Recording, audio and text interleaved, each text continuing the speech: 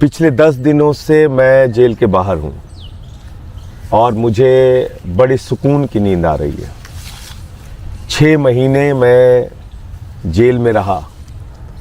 कुछ दिनों तक मुझे आइसोलेशन में रखा। प्रधानमंत्री जी ने शायद अगर ये मौका नहीं दिया होता तो मैं अपने आप से मुलाकात नहीं कर पाता।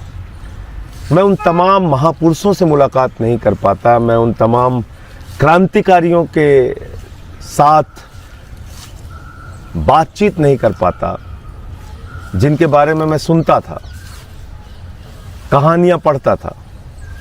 उनसे मेरी मुलाकात हुई,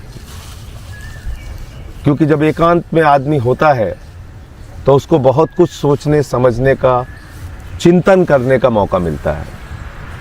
मैंने नेल्सन मंडेला जी से मुलाकात की। क्या शानदार क्रांतिकारी जीवन था उनका। मैंने शहीद आजम भगत सिंह जी से मुलाकात की। 23 साल का एक नौजवान कैसे हिंदुस्तान की आज़ादी के लिए अपना सब कुछ न्यौछावर कर सकता है, ये जाना उनको पढ़कर। मैंने अशफाक उल्लाह जी से मुलाकात की। रोशन सिंह, राजेंद्र लहड़ी, राम प्रसाद बिस्मिल, पता नहीं कितने क्रांतिकारी जिनके बारे में पढ़ा, जाना, काला पानी के दस्तावेज पढ़े। और तब ये लगा कि 30 साल से जो समाज सेवा, राजनीति के माध्यम से लोगों की सेवा कर रहा था, शायद मेरा रास्ता सही था। और गांधी जी को पढ़ा तो ये जाना कि हम तो सही रास्ते पे चल रहे थे। शायद ये 6 महीने के जेल का सफ़र नहीं होता तो मैं ये नहीं सोच पाता कि मैं जो कर रहा था, जिस संघर्ष के रास्ते पे चल रहा था, वो कितना सही है या गलत है।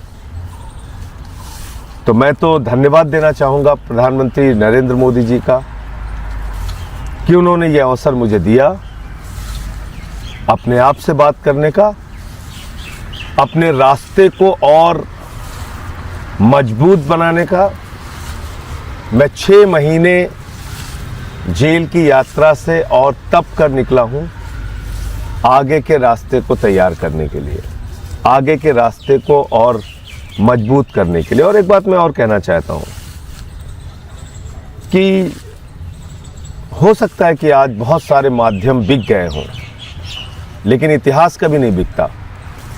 इतिहास में वही दर्ज होता है जो आप करते हैं। क्या सच है, क्या गलत है, ये लोग तय करेंगे।